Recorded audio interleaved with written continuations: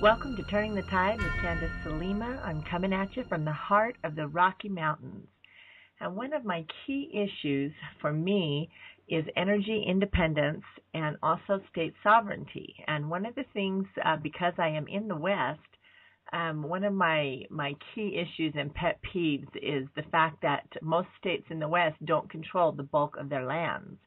And underneath those lands we are rich in natural resources, and none of the Western states would have to depend on the federal government if we were allowed to access the natural resources within our states.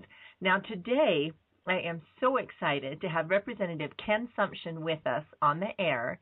And one of the reasons I'm so happy about it is because Ken has announced that he is running for governor here in the state of Utah. And so, Ken, before we get started, why don't you tell us just a little bit about yourself and why you made the decision to go ahead and run for governor? Well, Candace, first of all, I'd like to thank you for having me on your show. I appreciate you taking that time. A little bit of my background, I'm serving my third term in the State House. And as you mentioned, one of the very key issues that I've been a leader on has been challenging the federal government on getting access to our public lands and the literally trillions of dollars of oil that we have underneath those lands. After serving almost 3 years in the legislature, I kind of got to a point of thought, I've done my public service. Our founding fathers often believed in, you serve and then you go back home. And I was about ready to do that. And then I realized with some encouragement from some friends and others around me that I really have a lot to offer the state of Utah to aggressively and passionately pursue some of these issues that you brought up this morning. And so I made the decision to run for governor because of the background that I have as a CPA and a fiscal conservative, the things that we can move forward on and prepare Utah for things that may lay ahead, as well as looking at our education and how we fund education. And these all many of them tie back to getting access to our natural resources. And if we can do that, we can create tens of thousands of jobs in the state of Utah from the companies that would be involved in producing this oil, the oil shales, tar sands. We have coal. Herbert Plateau has 62 billion tons of coal. And nowadays we have the technology to turn that into oil. And so we have tremendous resources. And so I feel that I would love to represent the state of Utah and would do that in a very judicious way and move us forward, that we would be a leader. We could be a leader in being energy self-sufficient. Well, we should be a leader. That's the thing that is kind of stunning for me. We are kind of half and half on being a business-friendly state. We're friendly enough that businesses are coming here, but we are not as friendly as we should be, and I know that's one of your key issues as well.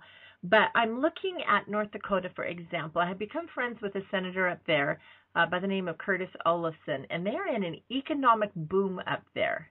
And then we here in Utah have over 7% unemployment. But as you mentioned, we are extremely rich in oil, all kinds, tar sands, shale, regular, and we're extremely rich in natural gas, in coal, in uranium, in quite a few things. And yet we only control 30% of our land. That's it, here in the state. So as governor, what would you do differently that could get us to the economic boom that North Dakota is having and that we are not having right now? Because our unemployment, North Dakota's unemployment is a little over 1% right now. Mm-hmm. Yes. Yep. They because all of our oil rigs are moving to North Dakota because of the oil boom that they have, and much of their resources are on private lands. So they don't have our same issue. So what is it that I would do as governor, and what is it the state of Utah needs to be engaged in? And that really comes back to, we refer to it as our Enabling Act, but that's really the contract. Our Enabling Act is the contract between Utah and the United States government when we came into statehood. Our Enabling Act said that the federal government was to dispose of these lands. They have never done that. And even in 1976, the Congress was so bold as to say that they weren't going to do that. And so we have to engage in the federal courts and challenge and adjudicate our Enabling Act to say, look, Utah has been wrong. And because we have been wrong and they have violated our statehood contract, we need remedies to that. And the remedy is fairly simple, which is give us access to our natural resources. Let us produce them. Let us have the economic benefit. Let our children's education benefit from having this funding. Because if we get access to these natural resources, we can eliminate, and this is a very bold statement, we can eliminate our state income tax. And that's where we need to go, but it's going to require multiple lawsuits.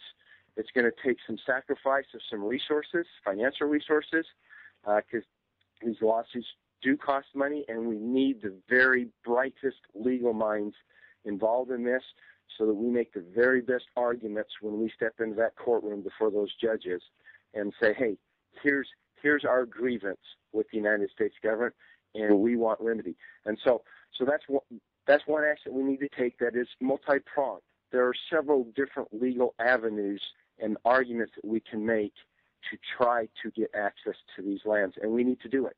And do we have any sheriffs in the state of Utah who are brave enough? I have been told that we have a few. But see, part of that is to the sheriffs, as you recognize in your question, is that the sheriffs have jurisdiction over these lands. Yes, they do. And in the case of some of our road closures, we've had a standoff or two with BLM agents, federal agents, on accessing our roads, and certainly we need to force them to sue us instead of us always have to sue them. We need to keep control of some of these roads and say, okay, you take us to court to close it, rather than you closing the road and then we go to court for you to open it up, and it takes us 10 years and hundreds of thousands of dollars in order to get access back to it. So yes, we do need to exercise our right of jurisdiction over these lands where it's recognized. I mean, in the case of our roads, it's been recognized that these are accessible roads for 100 years, and the BLM wants to come in and close them down, and we should not allow that to happen. Oh, we absolutely shouldn't. My mother lives in southwestern Colorado, and there they are having homesteads that have been in families for over 100 years. They're cutting off all access to them. They can't get out and they can't get in. And it's ridiculous what our federal government is doing to not only the citizens of the state, the citizens of the United States, but also to the sovereign states. And the states, oddly enough, and Ken, you are not one of these people. You actually recognize the power and the strength that the states have under the U.S. Constitution, but so many do not understand that the states were supposed to largely be in charge of just about everything except those very specific powers that are enumerated in Article 1, Section 8. The 10th Amendment gives us the right, and does not the 10th Amendment give us the right to control our own lands? Yes, and we should exercise that right and let the federal government sue us and get these actions into the U.S. Supreme Court. Now, what's interesting, you highlighted a very interesting area that will be actually one of the primary things that our governor and that I will do as governor is we need to build very strong, aggressive coalitions with other governors and other states. Yeah. What I recognize as a state legislator is there's 8,000 legislators out there, and they're just running all over the place sometimes. But we have 50 governors.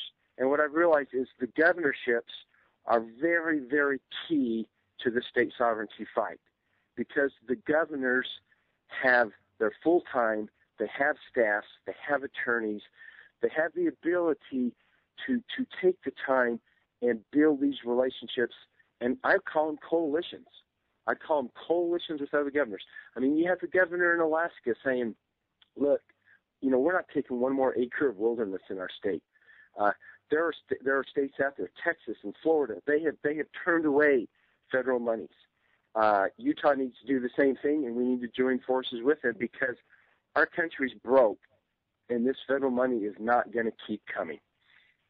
No, it's not. And what is absolutely a travesty to me is that the United States of America is rich in just about every kind of resource known to man. We have what we need to take care of ourselves. We don't need the federal government overreaching at every level.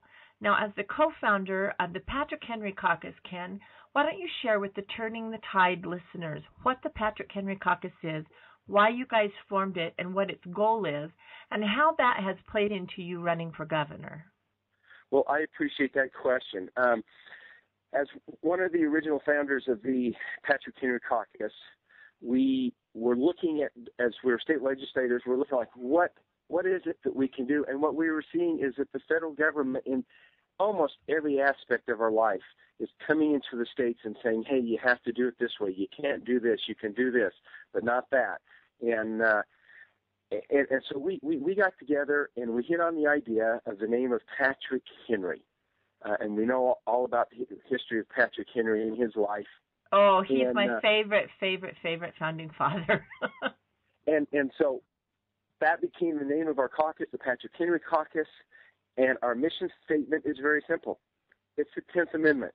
It basically is, look, those powers not delegated through the U.S. Constitution to the federal government belong to the states. They belong to the people.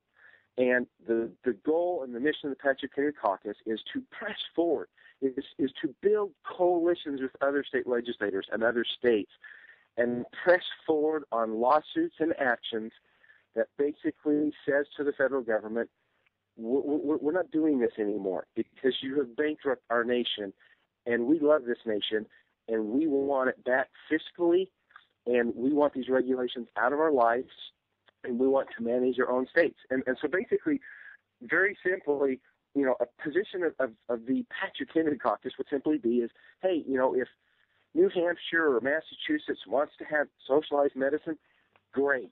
Let those states have at it and go do it, but don't send the check to Utah when it fails. And that's what we're saying is, the federal government, they shouldn't be involved in health care. They shouldn't be involved in education. They shouldn't be involved in all these things, and let each of us as states manage our own affairs. And so that's the goal. Our goal is to restore the state sovereignty of the 50 states, because very shortly we're only going to be a one-state union, and that's going to be the federal government if we do not turn the tide and change the direction that our country is going. Ken, let me ask you this question.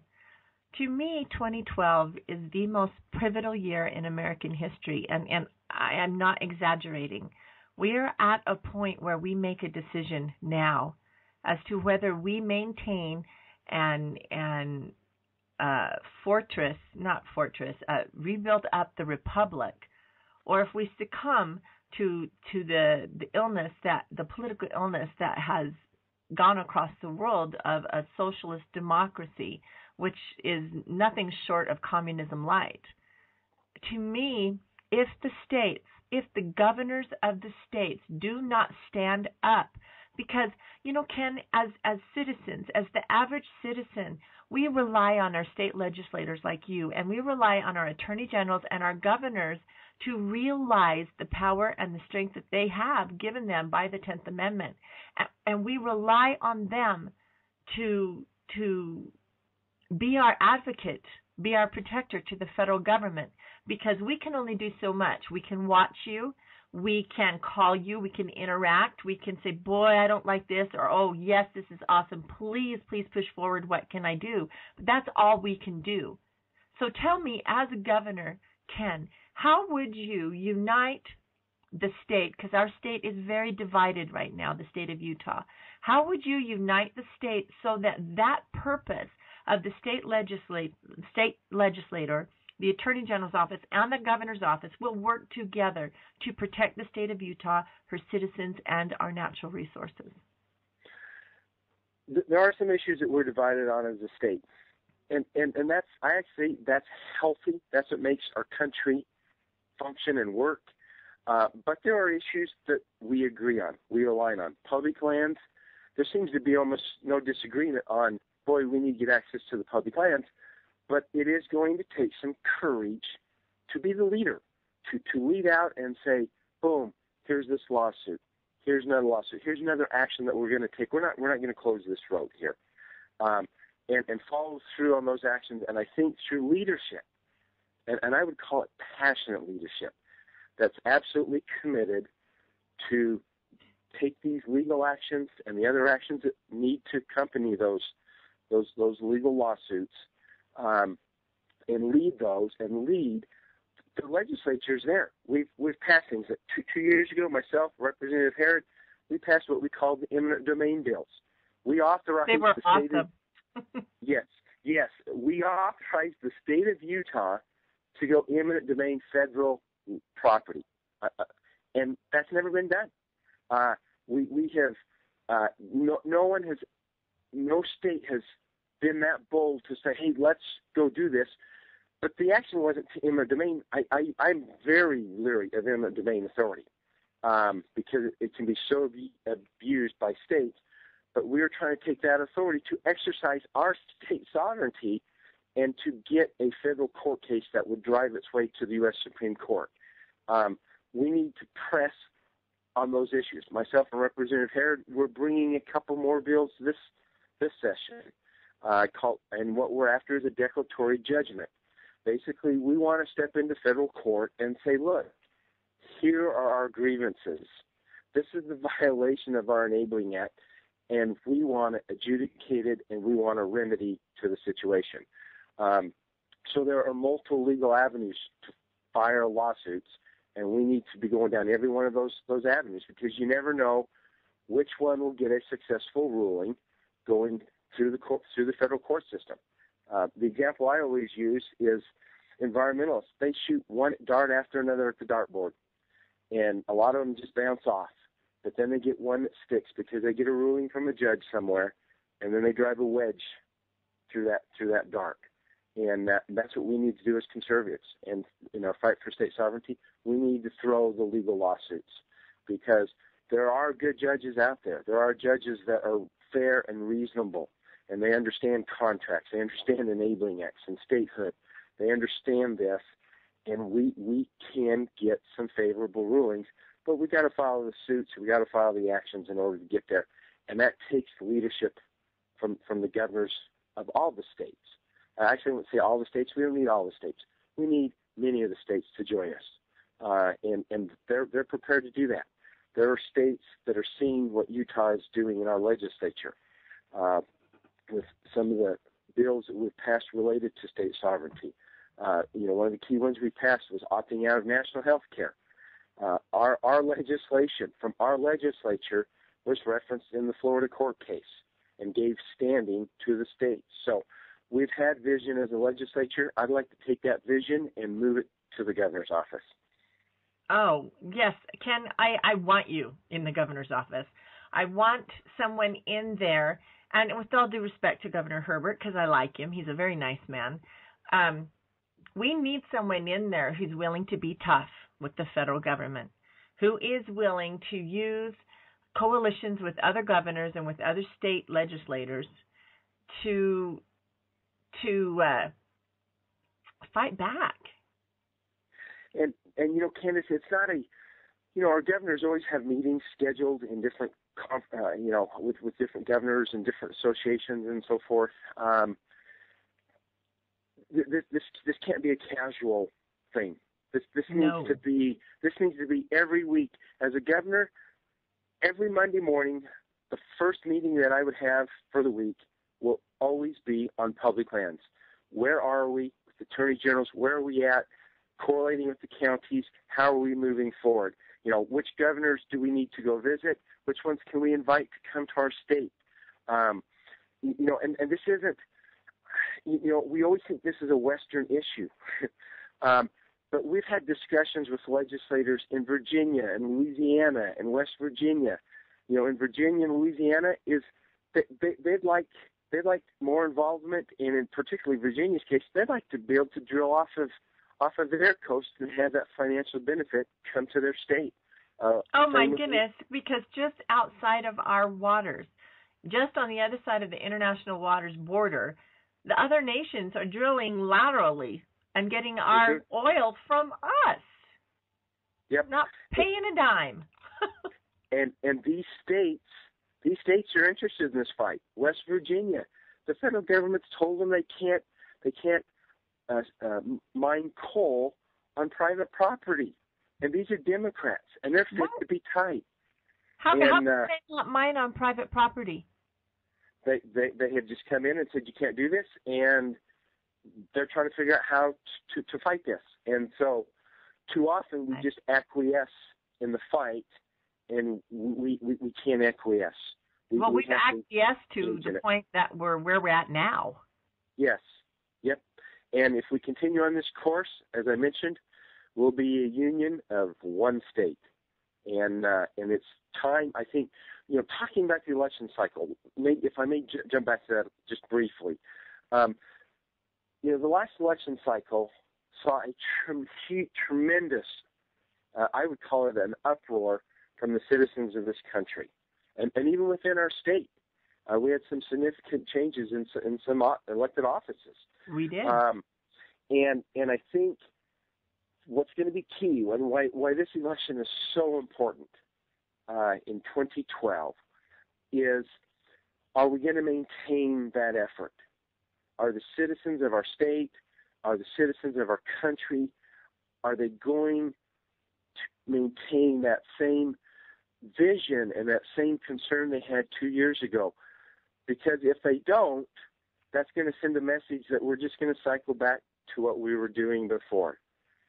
And so this election is very important for people to get out, get involved, get to know the candidates. Because even if I lose this race for governor, whoever wins, if it's not me, they will have to put a stake in the ground and say, this is what I will do as your governor. They're going to have to promise the people, looking them in the eye, and say, this is what I will do, A, B, C, D, E, F.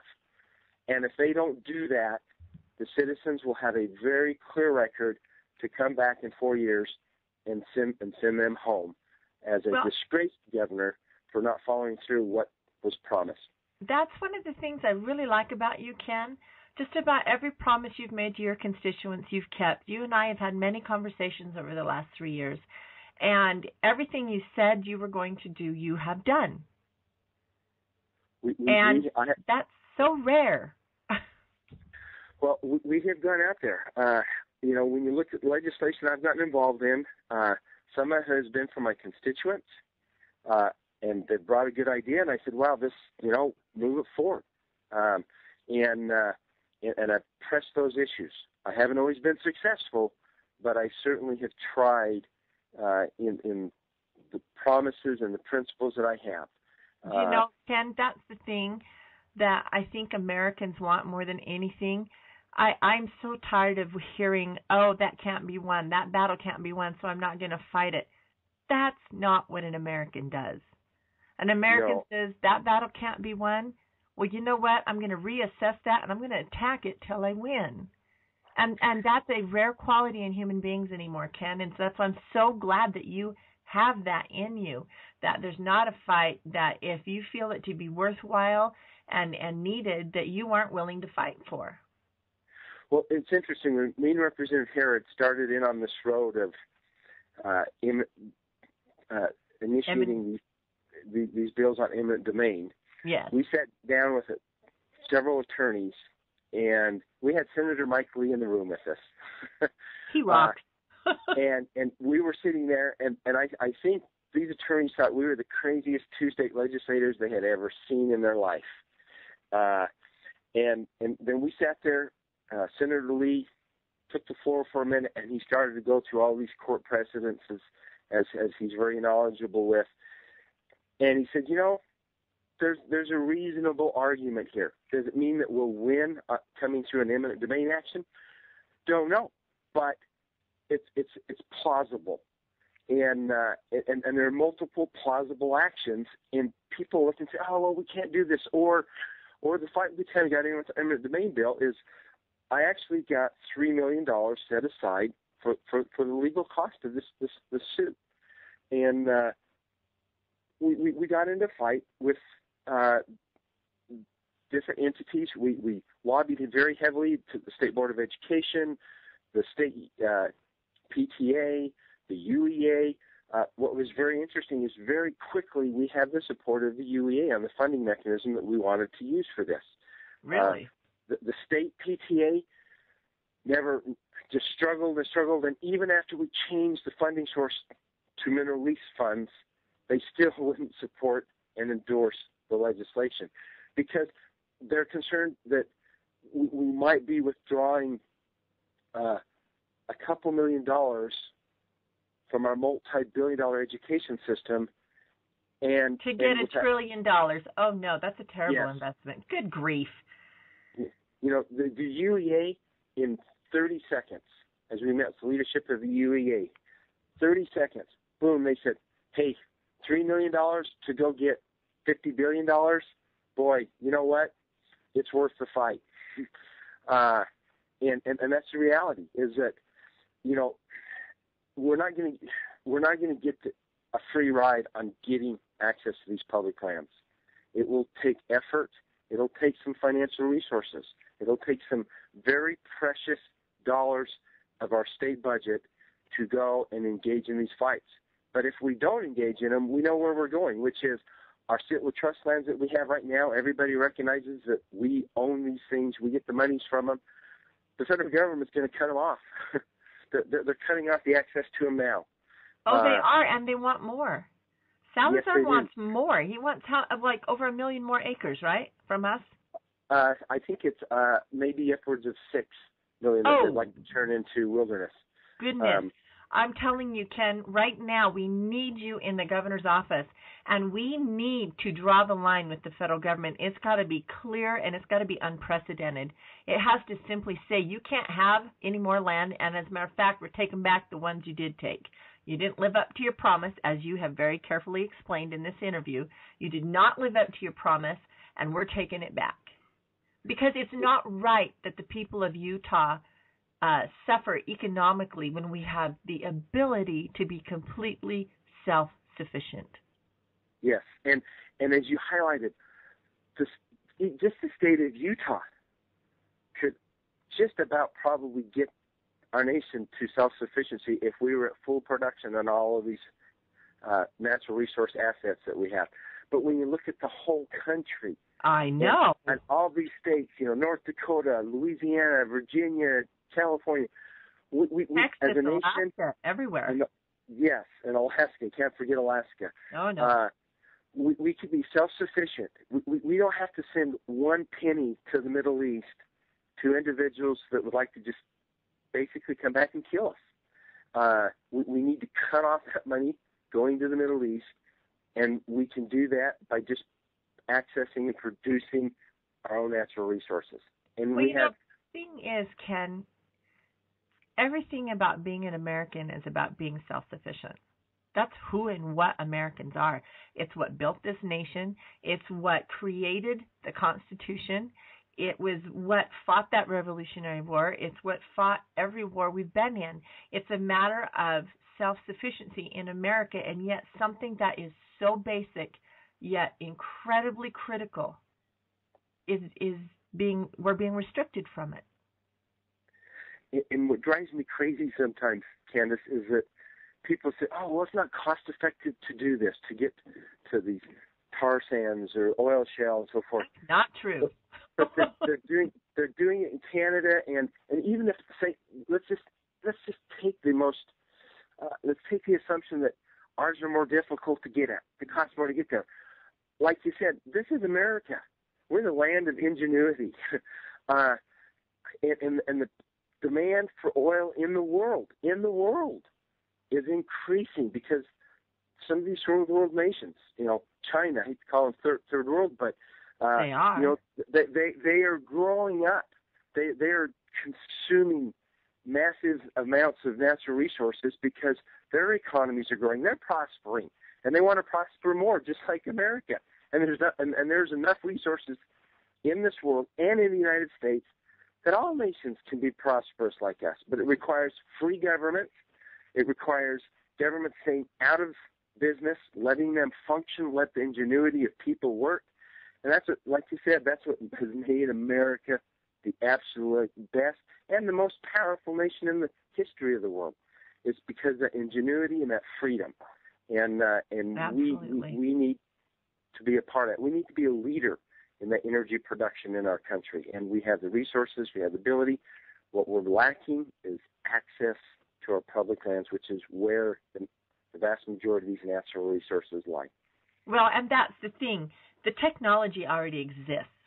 The technology exists to go in and get shale oil and leave a very small imprint, and when they move on from that area, it is cleaned up and returned to its original condition, often better than its original condition. We have the technology for gas, for coal, for everything that we have here in the United States of America. Brilliant American scientists have developed this technology that gets the job done while protecting the environment. So the only thing, one thing, stands between prosperity for the American people and destitution. And that's the federal government, with the overreach that they have been indulging in over the last 100 years of getting into every aspect of our lives. They have managed to lock up almost every natural resource in the United States. And it is time to elect men like Ken Sumsion to leadership roles in the states so that we can remove that final obstacle and have access to our own lands in our own states. And Candace, if you allow me to even take that same fight, and we need to move it to other areas when you look at Medicaid. Yes, and we do. Because of the efforts of Senator Dan Lillenquist, we've made some reforms to our Medicaid system that will save our state hundreds of millions of dollars in the coming years. However, the escalating growth on that federal welfare program is going to bankrupt states still, and it will get worse if national health care is allowed to come in. They're just like with public lands, this is another area that states have got to engage in and be a leader in this fight to say, look, the federal government really doesn't need to be involved in this. Just cut our taxes, let us take care of our own people in our own state. We will figure out how to do that and what we consider to be appropriate for the roles of state government and government in general involved in these programs. And we will do that at a much lower cost than what the federal government does. And because right now they tell us what to do. We ask for waivers. I'll give us a waiver so we can do this and this. And the vast majority of them, they say, no, we're not giving you a waiver. You have to do it the way we tell you to from Washington, D.C. We have got to move away from these programs. And, we didn't get here overnight. We won't get out of this overnight, but it's time to lead, be a leader in the fight to change the course, to turn the tide, and push back and say, we just can't afford to do this, not only as a state, but we certainly can't afford it as a nation.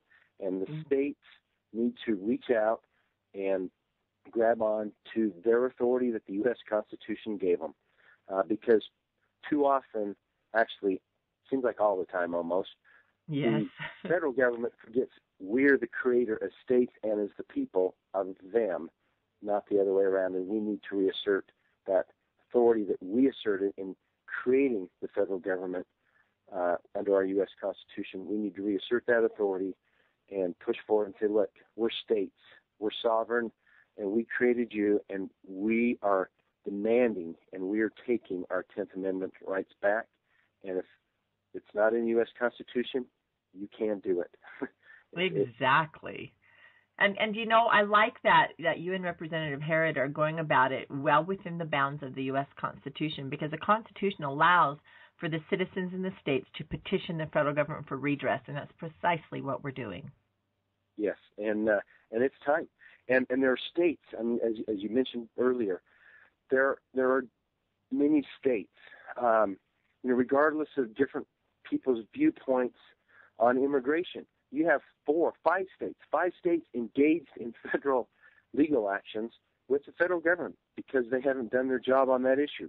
And so other states are engaged in different issues because the states, as in our own self-interest and preservation as a state, we are seeing the impact of, I would say, almost the gross negligence of the federal government. And so there are many lawsuits. States are ready for this fight. We have many friends out there. After a really good election, if this goes the way I think many of us are hoping, we could have more states that are interested in this fight. And obviously, we're certainly pulling and hoping for a change in who our next president will be as well, because that will have a significant impact in this fight as well. It will. Ken, let's take a quick break. You have about 2.5 minutes, and then we'll come back, and we will spend the next 20 minutes talking about a couple more issues and you telling the citizens of Utah why they should vote for you over anyone else as the governor of Utah. All right? All right. Thank you, Candace. You bet. We'll be right back. Thank you.